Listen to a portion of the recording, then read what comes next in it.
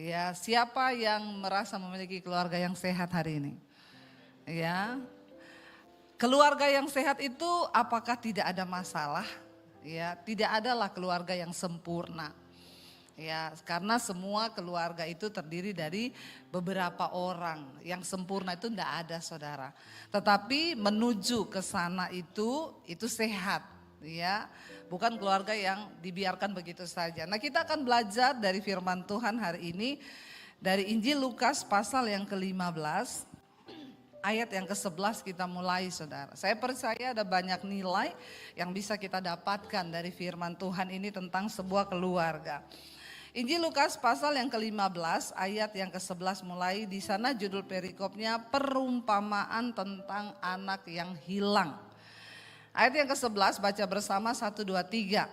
Yesus berkata lagi, ada seorang mempunyai 2 anak laki-laki. 12.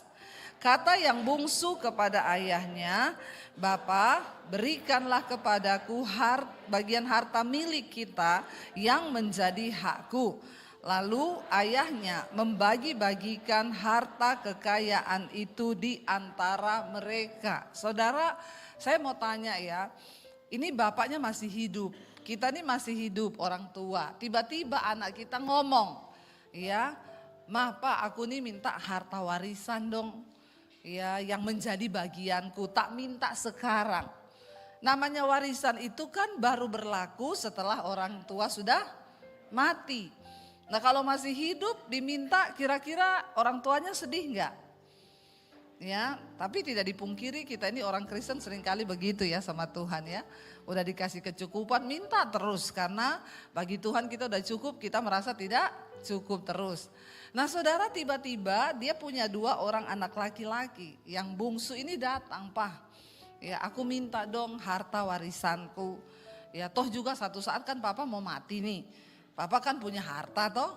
Daripada tunggu-tunggu nanti papa mati lagi, belum sempat bikin surat. Ya mending sekarang lah ya, papa bagi dulu." Tapi memang saudara, yang namanya warisan itu kadang-kadang memang bikin pecah keluarga, iya Pak ya. Harta itu bisa merusak hubungan, ya uang itu bisa merusak hubungan. Ya makanya saudara yang punya banyak harta, ya memang sebaiknya sebelum mati urus memang itu harta. Jangan sampai bikin masalah kalau kita mati loh, anak-anak bisa berantem loh gara-gara harta loh ya. Harta warisan saya tuh ketemu 1 orang ibu kaya. "Bu Debi, saya tuh pusing bingung Bu, tolong doakan Bu ya, apa yang harus saya lakukan ya. Saya ini kan sudah semakin tua, saya ini punya banyak aset, punya banyak harta. Saya mau coba bagi nih sebelum saya mati." Belum apa-apa, baru rapat pertama dengan anak-anak sudah ribut. Sudah berantem Bu, anak saya tuh enggak mau. "Saya enggak mau yang ini loh, saya tuh maunya yang ini." Kalau saya jadi ibu saya bilang, "Dasar anak tidak tahu diri kalian semua. Ya cuma mau dikasih bantah lagi, ya udah bubar semua, tak kasih ke panti asuhan. Biar kapok sekalian tuh anak-anak ya." Memang saudara, bayangkan loh jadi orang tua kaya aja mau mati aja bingung mikirin harta ini nanti saya masih hidup nih Bu, masih di depan mereka ini. Sudah beribut Bu, tak kasih kamu dapat ini, kamu dapat ini, kamu dapat ini. Itu sudah ribut, saya enggak mau. Ya memang saudara ya, ya orang itu miskin susah, kaya juga. Jadi saudara mau yang mana? Mau yang tidak susah ya, itulah manusia. Saya ketemu orang saudara, ya pusing suami istri, "Kenapa?" "Pusing Bu, punya mesin gak ada orderan." Ya udah kamu berdoa bertobat cari Tuhan. Sungguh-sungguh jangan banyak berantem. Karena keluarga itu kalau banyak berantem tidak ada berkat. Amin. Suami istri jangan sering-sering berantem. Tokomu sepi nanti, usahamu sepi. Duit tidak mau datang sama orang yang suka. Ya. Ya suami istri bilang dong kanan kirinya, "Jangan berantem kita berdua ya. Biar berkat Tuhan datang." Amin. Ya benar loh ya. Yang kedua, kalau mau rumah tangga diberkati bapak-bapak jangan pelit sama istrimu. Ibu-ibu yang amin, bapak-bapak dong yang amin. Ibu-ibu langsung kenceng amin. Ya padahal ini untuk bapak-bapak ya. Benar ya, suami yang mengasihi istri itu berkatnya banyak. Enggak ada amin? Ya, karena kalau istrimu bahagia tuh pasti rumah tanggamu juga bahagia sejahtera. Ya, lalu saudara saya bilang ya sudah kamu berdoa bertobat, jangan banyak berantem. Dulu berantem terus saudara. Ya, sekarang jangan banyak berantem, cari Tuhan, kita berdoa yuk supaya mesinmu tuh jalan, dapat orderan. Ya udah saya doakan. Sudah saya pulang, Bu, puji Tuhan Bu, rame Bu, sampai enggak cukup sekarang. Jadi mau tambah mesin. Ya, tambah mesin. Saya ketemu mereka, kebanjiran orderan, stres juga mukanya. Saya bilang, kenapa kalian berdua stres? Kebanyakan orderan Bu, pusing.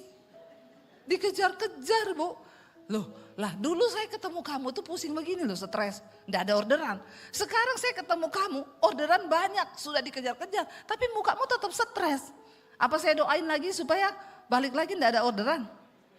Saudara, manusia itu ya, memang ya begitulah saudara ya. Miskin susah, kaya juga susah. Makanya yang enak itu orang yang diberkati Tuhan kayak saya ini loh. Haleluya saudara ya, diberkati Tuhan loh. Kemarin baru pulang saya jalan-jalan dari Jepang, semua dibayari. Nanti ke Amerika semua dibayari. Haleluya enggak? Jadi uang saya bisa buat bangun gereja di desa, bisa buat pelayanan di sekolah misi saya, ada 30 anak di sana bersekolah gratis selama 6 bulan mereka jadi hamba Tuhan. Ya udahlah, hidup ini kita syukuri. Ya jangan berantem masalah harta. Anak yang bungsu datang bilang sama papanya, "Pak, sini dong." Saudara, kita tahu bagaimana hati Bapa. Sebenarnya ayat ini sedang membahas tentang hati Bapa yang begitu luar biasa. Tidak dicatat di ayat ini bapaknya marah dan ngamuk ngomong, "Dasar anak kurang ngajar, Bapak belum mati." Ya kemarin saya baca berita saudara. Ini lagi viral di TikTok videonya.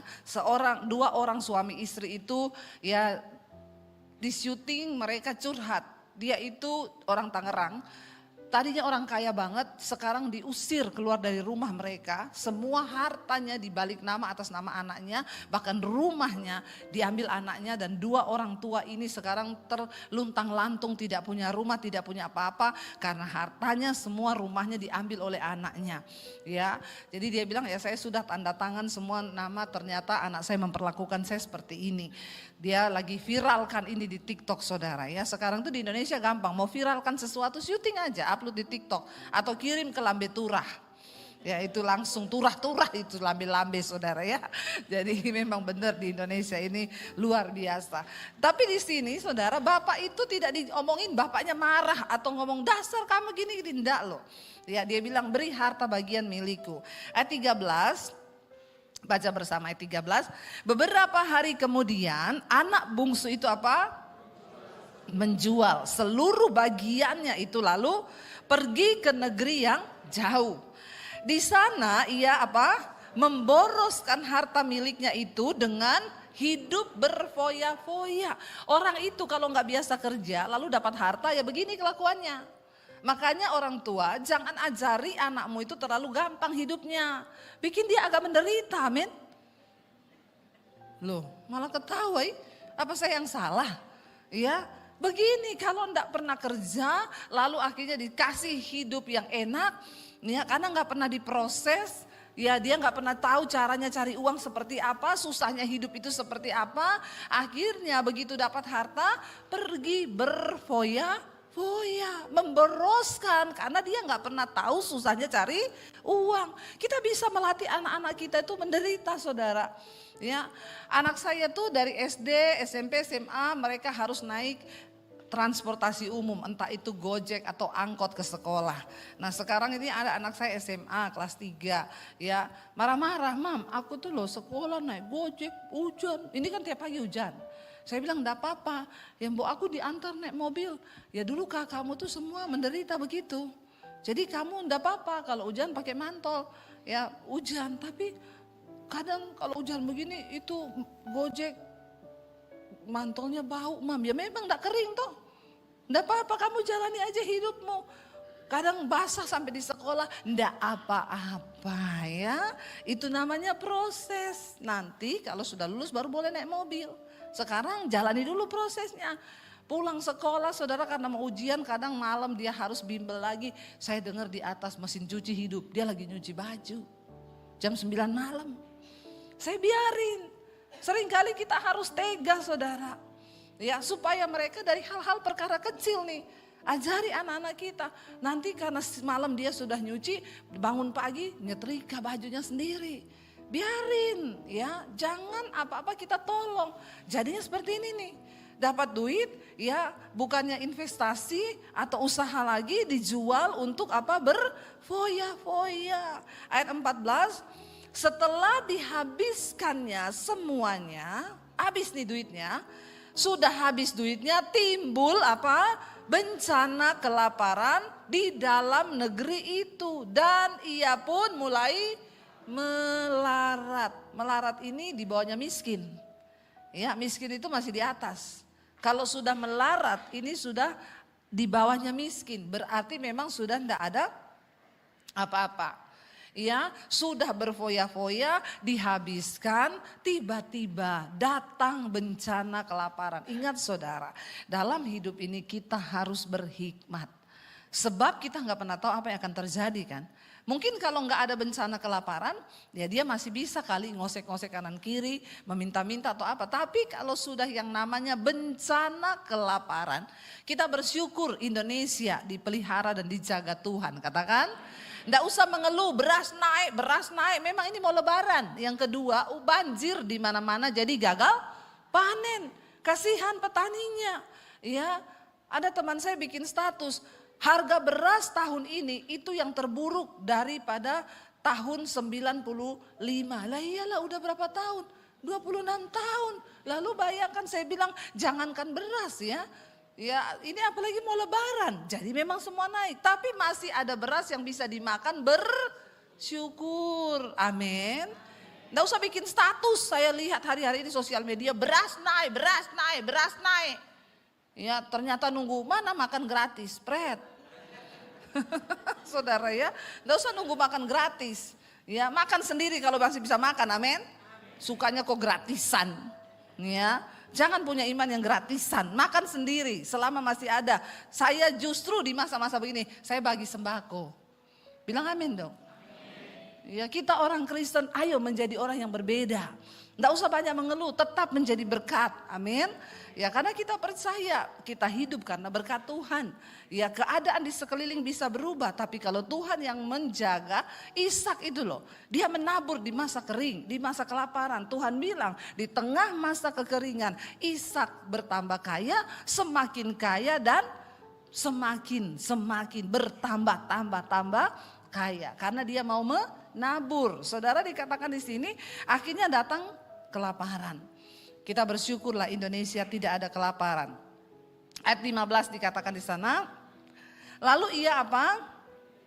Pergi bekerja pada seorang majikan di negeri itu. Orang itu menyuruhnya ke ladang untuk menjaga babi. Nanti sudah habis uang baru cari kerja. Sebenarnya kalau uang masih di tangan mikir mau kerja apa. Ini anak-anak muda ya hari-hari ini ya. Jangan terlena ya. Anak-anak muda sekarang itu baru lulus saja sudah berasa udah party-party ya. Ada yang baru lulus SMA sudah mabok, kasihan deh lu, hidup masih panjang ya. Saya tuh kemarin baru pulang dari Jepang saudara, saya melihat Jepang itu negara yang maju sekali ya dan mereka makmur saudara. Saya bisa bilang makmur kenapa? Itu saudara di toilet umum semua, di toilet rest area, di toilet umum, toiletnya itu semua pakai yang toilet modern. Yang di Indonesia kelasnya di hotel-hotel bintang 5, yang ada pencetannya cebok, air panas, air dingin. Itu kan di Indonesia dipakainya di hotel mulia, di hotel mana buat kelas-kelas di sana ndak, itu buat di parkiran, di toilet umum semua begitu. Berarti canggih toh? Ya lebih maju lah dari Indonesia ya. Indonesia kadang dipencet air ndak keluar toh. Di sana bisa pilih air panas, air dingin loh saudara ya. Lalu saudara luar biasa loh, Jepang itu sangat maju, negaranya sangat luar biasa, bersih, ndak ada sampah saudara. Tapi ya tingkat bunuh dirinya nomor 1 di dunia. Ya kenapa saudara? Pemerintah Jepang sekarang sedang berpikir bagaimana membuat rakyatnya itu bisa berbahagia. Ya Kemajuan teknologi itu ternyata tidak menjamin kemakmuran sebuah negara, tidak menjamin kebahagiaan. Kita tahu bersama Jepang itu ya mereka percaya kepada dewa matahari, mereka tidak percaya Tuhan. Ternyata saya selalu berkata yang bisa mengisi kebahagiaan di jiwa manusia itu bukan uang, bukan kekayaan, tetapi itu Tuhan, hanya Tuhan. Tanpa Tuhan, ya kami lewat di salah satu hutan di sana, ya itu dikatakan sama guide-nya, Bu, ini hutan bunuh diri.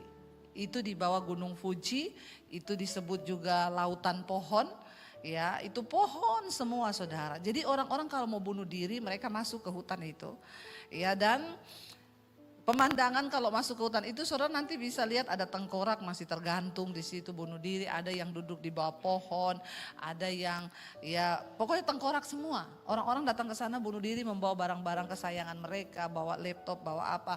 Tapi waktu mau masuk hutan itu ada tulisan, ingat engkau punya keluarga yang mengasihimu. Tapi dia tidak mendapat keluarga yang mengasihi, makanya dia bunuh diri. Ya, dan ya mereka itu di sana saudara, kita jarang lihat anak kecil. Bahkan pemerintah Jepang itu menyuruh warganya untuk punya anak. Nanti kami biayai anak itu. Tapi tidak ada yang mau punya anak. Mereka di sana nggak mau punya anak. Makanya Jepang ini terancam populasi penduduknya. Karena di satu kampung itu saudara, kampung itu sudah tidak ada orang. Rumah-rumahnya ditinggali kosong. Orangnya mati tidak punya anak. Dia nggak bisa wariskan kepada siapa-siapa. Ya, beda di Indonesia, rumah satu berabut anak 13. Di Jepang orang mati nggak ada anak, jadi rumah itu kosong. Ada satu kampung yang memang benar-benar kosong, nggak ada penghuni. Ya saudara nanti bisa lihat di YouTube ya, kampung kosong di Jepang, rumah ditinggali begitu saja nggak ada orang. Ya, saya sampai mikir, ya aduh bagaimana ya di Jepang itu, mereka tuh luar biasa saudara, penghasilannya juga ya cukup tinggi di sana UMR-nya. Ya pemerintah sudah berusaha suruh ayo punya anak. Gak mau punya anak. Di Indonesia pemerintah udah bilang, ayo 2 anak cukup. Ya tetap jadi 12. Ya itu di Indonesia. Perbedaannya lagi saudara, saya melihat anak-anak muda. Makanya saya mau bilang sama anak muda ya. Di Jepang anak SMP itu bikin robot. Di Indonesia anak SMP bikin anak. Makanya populasinya banyak saudara. Nah ini kita perlu ya untuk memberikan pendidikan ya supaya anak-anak itu ayo. Anak muda, engkau pikirin masa depan. Ya jangan seperti anak ini sudah habis harta baru mikir mau kerja. Ya waktu dia habis jual dia tidak pikir ini buat apa ya. Buka warung kek atau investasi kek. Tapi sudah habis semuanya baru dia memikirkan untuk mencari pekerjaan. Akhirnya dapat pekerjaan. Ya yang paling ya bagus pekerjaan yang diberikan adalah apa? Menjaga babi. Dari anak orang kaya, tiba-tiba turun derajat jadi penjaga babi. Setengah mati enggak saudara? Setengah mati, dia belum pernah diproses. Ayat yang ke-16 dikatakan di sana, lalu ia ingin mengisi perutnya dengan ampas yang menjadi makanan babi itu. Tetapi tidak seorang pun yang memberikannya kepadanya. Bayangkan loh, pengen makan ampas babi tok. Cuma pengen makan makanan babi. Tapi dikatakan di sana apa? Tidak seorang pun yang memberikan kepadanya. Jadi dia belum makan, pengen makan. Yang tadinya hura-hura, foya-foya, dugem ya. Jedak-jeduk. Sekarang turun di kandang babi. Pengen makan makanan babi tapi tidak ada yang beri. Tragis gak saudara? Kasihan, benar melarat, rat, di bawahnya miskin. Apakah karena siapa ini yang salah ini siapa? Ini takdir atau nasib? Takdir itu ditentukan Tuhan. Nasib itu manusia yang buat. Kalau ini siapa yang buat? Dia sendiri kan. Nah ini nasib saudara. Nasib bisa dirubah. Nggak ada kata nasib sudah menjadi bubur. Ya nasi sudah menjadi bubur. Bubur dikasih kasih bawang goreng ya, minyak wijen sedikit jadi bubur ayam. Masih bisa enak. Jadi nasib itu kita yang buat. Sampai pengen makan makanan babi tapi tidak ada yang kasih loh. Bayangkan kasihan banget nih saudara. Lalu ia menyadari ya, ayat 17. Lalu ia menyadari keadaannya. Ya, 17 dikatakan katanya ya. Betapa banyaknya orang upahan Bapakku yang apa? Berlimpah-limpah makanannya. Tetapi aku di sini mati kelaparan, ya. Kalau kita jadi bapaknya, kita bilang apa saudara? Pret. Ya. Saudara lihat, dia baru ingat, ya ampun, di rumah bapakku itu banyak pegawai. Dia karena melihat dari kecil bahwa pegawainya bapaknya itu makan dengan makanan berlimpah-limpah. Dia ingat, bayangkan loh, orang upahan bapakku aja makan makanannya berlimpah. Aku di sini mati kelaparan. Ayat 18 dikatakan di sana, aku akan bangkit dan pergi kepada bapakku dan berkata kepadanya, Bapa, aku telah berdosa terhadap sorga dan terhadap Bapa. Nasib bisa dirubah ketika ada pertobatan di dalam hidup kita. Katakan, amin saudara. Seburuk apapun yang sudah engkau alami, sebesar apapun dosa yang sudah engkau buat, kalau ada pertobatan di dalam hati kita, cuma itu kuncinya kok. Tuhan itu menunggu orang berbalik. Dan berbalik itu bermula itu dari dalam hati. Makanya kita gak bisa suruh-suruh anak-anak kita, ayo bertobat, bertobat, suruh orang bertobat. Kalau bukan dari dalam hatinya, semuanya palsu. Ya, dari dalam hati dia akhirnya berpikir, aku akan bangkit, ayo bangkit. Jangan terpuruk dalam keadaanmu. Kalau dia tinggal di situ, dia pasti akan mati. Mau makan makanan babi aja enggak ada yang kasih. Dia bilang, aku pasti mati di sini. Aku akan bangkit dan pergi kepada Bapakku dan berkata kepadanya, Bapa, aku telah berdosa terhadap sorga dan terhadap Bapa. Kesadaran akan kita sudah melakukan kesalahan dan dosa itu penting di mata Tuhan. Sebab Tuhan menilai sikap hati kita. Semua bermula dari hati. Makanya jagalah hatimu. Ya, tidak ada dosa yang terlalu berat yang tidak bisa diampuni Tuhan, saudara. Enggak ada kesalahan yang terlalu besar yang Tuhan tidak mampu untuk mengampuninya. Asalkan kita benar-benar sadar dan bertobat. Datang kepada Bapa, kembali, bangkit, jangan terpuruk. Ya jangan bilang ya sudah nasibku lah, ya sudahlah biarinlah. Ayo lakukan sesuatu. Ketika engkau sadar engkau sudah jatuh, engkau berdosa, engkau melakukan kesalahan, bangkit. Di Jepang itu saudara, ya banyak orang bunuh diri. Karena ternyata mereka itu gak punya ya apa ya hati atau jiwa yang memang benar hanya datang dari Tuhan saja itu. Ya merasa bahwa aku butuh sorga. Orang ini bilang kalau di Jepang mungkin ini sudah pergi ke hutan itu bunuh diri dia. Udah gantung diri. Ya tetapi dia bilang ya aku akan bangkit, aku akan pergi kembali kepada Bapakku. Ya dan aku akan berkata aku sudah berdosa terhadap sorga dan juga terhadap Bapa. Sikap hati kita saudara, niat kita untuk kembali ke jalan yang benar itu yang Tuhan perhitungkan. Sebab pemulihan bisa terjadi. Engkau kembali bisa mengalami berkat sukacita, damai sejahtera, bahkan berkat-berkat materi. Orang diberkati Tuhan itu salah enggak? Enggak. Menjadi kaya itu dosa enggak? Enggak, asal hati kita siap. Ya, asal hati kita siap. Ya, kalau kita menjadi kaya lalu memang untuk kita ini, iya minta air saudara ya. Kalau ada jeruk hangat sih lebih bagus ya.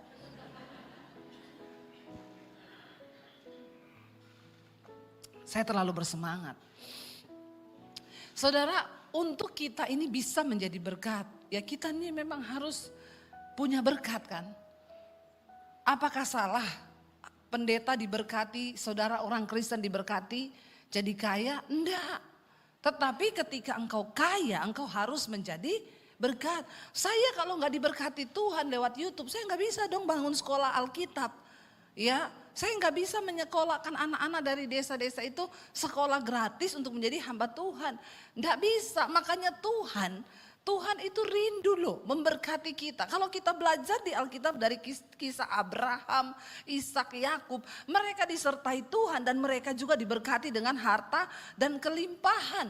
Ya, bukan nasib kita saudara menjadi miskin. Tuhan menciptakan dunia ini dengan segala isinya dan dia berkata, aku memberikan kepadamu, ayo kelola, ya, dapatkan berkat supaya hidup kita juga menjadi berkat.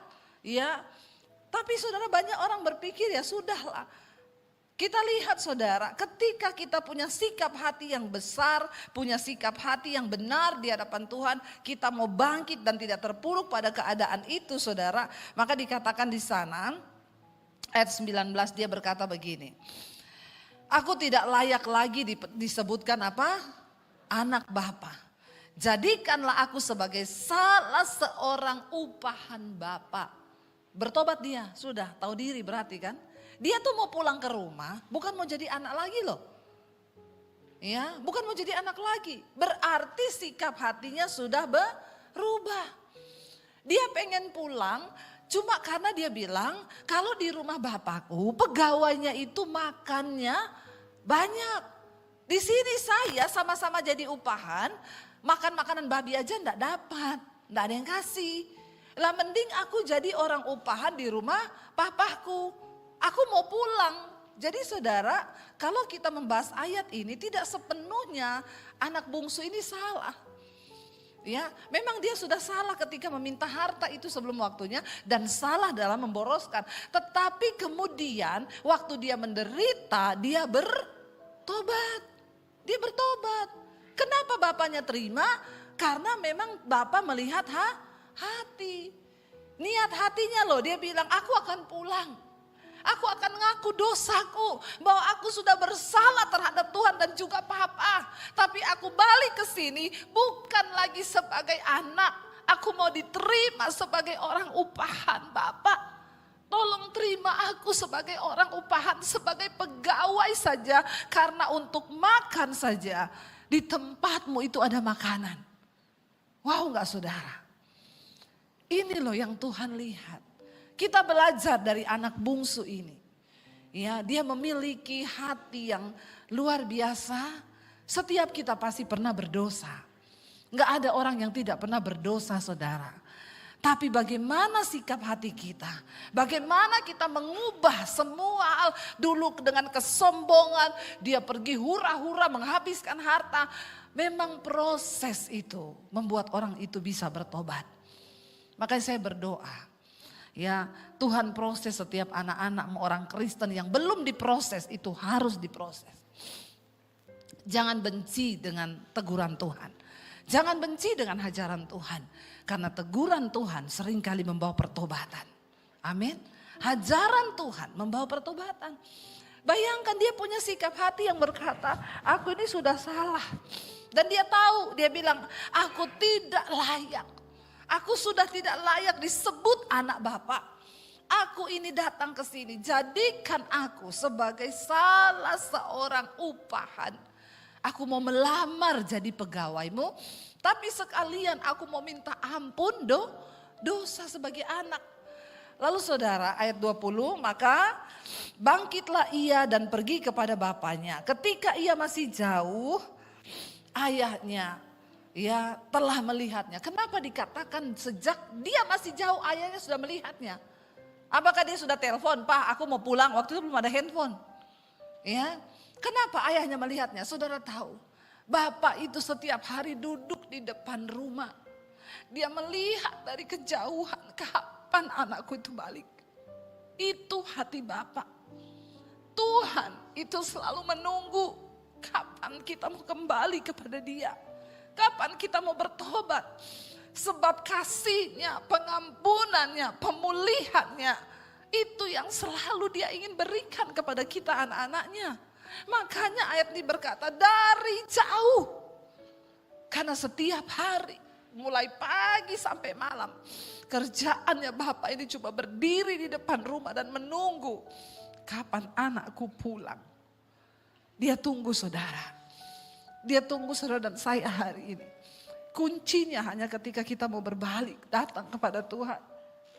Kenapa Kenapa? Karena dia bapa yang menunggu. Ketika masih jauh, ayahnya telah melihatnya. Lalu dikatakan apa? Tergeraklah hatinya oleh belas kasihan. Ayahnya itu berlari mendapatkan dia, lalu merangkul dan menciumnya.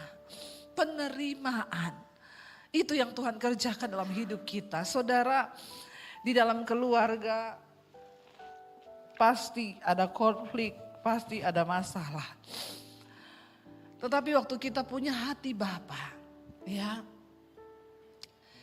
maka kita harus bisa mengampuni. Suami, ampuni istrimu. Istri, ampuni suamimu. Orang tua, ampuni anakmu.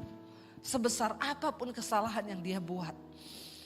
Anak-anak, ampuni orang tuamu.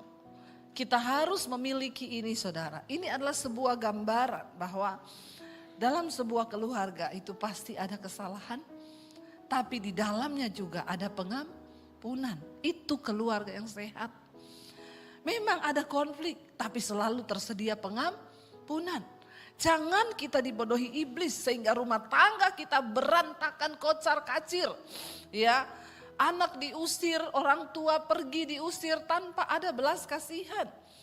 Bapak itu menunggu anaknya pulang. Itulah hati Bapak. Bapak-bapak yang ada di sini, Alkitab berkata, jangan sakiti hati anak-anakmu. Sehingga engkau tanpa belas kasihan, engkau melakukan sesuatu yang menyakiti hati anakmu. Dan tanpa ada belas kasihan, engkau tidak mau dengan kasih untuk merangkul anak-anakmu. Demikian anak-anak engkau mungkin yang terluka karena perbuatan orang tuamu. Jangan kau hidup dalam kepahitan. Saya banyak menemukan orang yang berkata, Bu, saya ini udah pahit sama keluarga saya. Apapun yang terjadi dengan mereka, saya gak mau tahu lagi. Saya pernah mengalami hal yang menyakitkan ketika saya diusir dari keluarga saya. Tapi satu kerinduan saya berdoa, Tuhan berkati aku. Supaya aku bisa menjadi berkat bagi keluarga. Supaya mereka melihat Kristus dalam hidupku. Puji Tuhan, sebelum mami saya meninggal sekarang, saya diberkati Tuhan, saya beliin mami saya rumah. Ya, sehingga semua orang bisa melihat. Ya, apa yang saya pernah alami dulu, harusnya saya bisa kepahitan. Ya, banyak orang menjadikan alasan masa lalunya sebagai alasan dia hidup dalam dosa hari ini. Dia kepahitan. Saya melayani banyak laki-laki yang homo dan mereka berkata, saya jadi begini karena papa saya, Bu. Dari kecil saya dipukulin papa saya. Jadi gambar diri saya terhadap bapak itu rusak. Sehingga saya mencari kasih sayang seorang bapak. Saya ketemu om-om. Ya, jangan pakai alasan apapun untuk membenarkan kehidupanmu yang dalam dosa hari ini. Semua pengalaman pahit yang terjadi, jadikan itu menjadi satu cambukan untuk kita kembali kepada Tuhan. Anak bungsu ini berkata, aku akan bangkit. Aku pulang ke rumah bapakku. Karena aku percaya di sana itu ada berkat. Lalu bapaknya menyambut dia, saudara. Kenapa bapak harus menyambut? Karena bapak ini lama menunggu dia pulang. Memang hati bapak itu penuh belas kasihan. Ayahnya itu berlari mendapatkan dia. Lalu merangkul dan mencium dia. Ayat 21. Kata anak itu kepadanya, baca bersama. Bapa, aku telah berdosa terhadap sorga dan terhadap Bapa. Aku tidak layak lagi disebutkan anak Bapa. Dia katakan apa yang memang niat hatinya tadi kan dicatat. Memang dia sudah berniat, aku tidak layak jadi anak. Aku cuma mau jadi pegawai toh untuk bisa dapat makan. Tetapi ayat 22, ayah itu berkata kepada hamba-hambanya, lekaslah, bawa kemari jubah yang terbaik. Pakaikanlah itu kepadanya dan kenakanlah cincin pada jarinya dan sepatu pada kakinya. Harta bukan segala-galanya bagi Tuhan. Tapi hidupmu itu yang berarti di mata Tuhan. Kenapa dia pakaiin jubah yang terindah? Dia beri cincin yang termahal. Karena memang saudara, ya Tuhan tunggu engkau. Berkat-berkat jasmani itu cuma bonus yang akan Tuhan berikan. Dia lebih tertarik akan hidupmu. Bagi Tuhan gak ada artinya. Ya, cincin yang mahal, jubah yang bahkan harta yang sudah dihabiskannya. Karena Bapak ini tetap memiliki berkat. Tapi bagi dia hidupmu itu saudara. Lalu dikenakan cincin pada jarinya, sepatu pada kakinya. 23 bapaknya bilang, ambil anak lembu tambun itu, sembelih dia dan marilah kita makan dan bersuka cita. Sebab anakku ini telah mati dan menjadi hidup kembali. Ia telah hilang dan didapatkan kembali. Maka mulailah mereka bersukaria. Ya, waktu anaknya sadar dan bertobat. Maka saudara lihat, karena Bapak tahu, Bapak itu yang paling tahu. Ya udahlah, memang kamu akan pergi memboroskan harta itu. Tapi itu akan membawa kebaikan karena kau akan melihat kehidupan di luar rumah ini seperti apa. Jangan coba-coba keluar dari hadirat Tuhan. Karena kehidupan di luar hadirat Tuhan itu menakutkan saudara. Tapi Tuhan bilang biar coba aja. Ya, ternyata itu membuat hatinya berbalik. Dan dia bertobat dan kembali. Makanya Bapak bersuka cita. Pertobatan itu yang membuat Bapak bersuka cita. Tetapi anaknya yang sulung berada di ladang. Dan ketika ia pulang dan dekat ke rumah. Ia mendengar bunyi seruling dan nyanyian tari-tarian. Lalu ia memanggil salah seorang hamba dan bertanya kepadanya. Apa arti semua itu? Jawab hambanya itu. Adikmu telah kembali dan ayahmu telah menyembelih anak lembu tambun. Karena ia mendapatnya kembali dengan sehat. Maka marahlah. Ya, marahlah anak sulung itu dan ia tidak mau masuk. Lalu ayahnya keluar dan berbicara dengan dia. Lucu, adiknya pulang dia malah mau keluar, nggak mau masuk rumah. Karena apa? Sakit hati, iri hati. Dia tidak bisa melihat dari kacamata Tuhan. Dia hanya menilai dengan sebatas kacamata manusia. Ini tidak adil, dia udah habisin hartamu, kenapa kau terima? Tapi dia tidak tahu pertobatan dan proses apa yang sudah dialami adiknya. Harusnya dia masuk dengar dulu. Kenapa lu pulang? Tumben lu pulang. Ingat rumah. Baru dia bisa mendengar ceritanya kesaksian dari adiknya. Dia belum dengar, dia sudah marah. Karena dia sakit hati. Enak aja sudah ambil harta bapak tiba-tiba datang. Tetapi saudara, ia menjawab ya anak ayahnya, katanya telah bertahun-tahun aku melayani Bapa dan belum pernah aku melanggar perintah Bapa. Tetapi kepadaku belum pernah Bapa memberikan seekor anak kambing untuk bersuka cita dengan sahabat-sahabatku. Tetapi baru saja datang anak Bapa yang telah memboroskan harta kekayaan Bapa bersama-sama dengan pelacur-pelacur. Maka Bapa menyembelih anak lembu tambun itu untuk dia. Kata ayahnya kepadanya, anakku, engkau selalu bersama-sama dengan aku dan segala kepunyaanku itu kepunyaanmu. Kita patut bersuka cita dan bergembira karena adikmu telah mati dan menjadi hidup kembali. Ia telah hilang dan didapat kembali. Artinya apa? Pertobatan. Saudara, mari kita bersikap memiliki hati Tuhan. Jangan seperti anak sulung ini yang hanya melihat dari kacamata dia sendiri, melihat enak aja begini. Saya mau tutup dengan satu kesaksian. Saudara, saya mendengar satu kesaksian dari seorang bapak, dia juga pendengar mesbah doa, dia ceritakan pertobatannya. Waktu itu dia divonis kena sakit yang umurnya tinggal beberapa saat saja. Lalu dia itu minta kepada Tuhan, Tuhan aku mau bertobat dan aku tuh mau ya perpanjang umurku Tuhan. Dan dia berbilang kepada saya dengar suara Tuhan audible Bu di telinga saya. Tuhan itu bilang, kamu mau umur panjang untuk bikin dosa? Buat apa kalau aku kasih ke umur panjang hanya untuk berdosa? Dia bilang tidak Tuhan, aku mau bertobat, aku mau hidup memberitakan kemuliaan Tuhan. Lalu aku harus memulai dari mana Tuhan? Lalu dia bilang, saya dengar lagi Bu suara Tuhan audible. Tuhan bilang kepada dia, ya kalau kamu mau bertobat, satu, kamu datangi istrimu dan kamu akui segala dosa-dosamu kepada istrimu. Dia kaget saudara, waduh ya suruh ngaku sama istri, ini sama juga mati. Ya, yang ada matinya masih 6 bulan, ngaku dosa sama istri matinya bisa 1 bulan ini. Iya gak bapak-bapak? Ya, tapi ini benar. Ya, lalu akhirnya dia bilang ya sudah sama-sama mati toh. Nggak ngaku dosa mati, ngaku dosa sama istri juga tetap mati. Jadi ya sudah saya pemberesan aja. Dia panggil istrinya, dia ajak istrinya keliling kota Jakarta, dia tunjuk di apartemen situ ada perempuan yang saya simpan, di situ ada perempuan, di situ ada.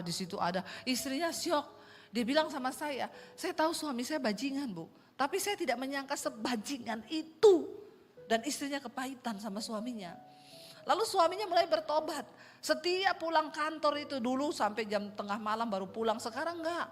Jam pulang sore sudah di rumah. Buka YouTube dengerin khotbah. Ya, tapi istrinya 2 tahun menangis kepahitan. Lalu tiba-tiba dia tersadar dengan ayat ini. Tuhan tuh bicara kepada dia. Kamu enggak mengampuni suamimu. Suamimu itu anak yang hilang, yang bertobat kembali kepadaku. Tapi kamu jadi anak sulung yang hanya sibuk menghakimi suamimu bahwa dia berdosa. Aku ini korban Tuhan. Aku selama ini sudah setia. Saya pikir kenapa.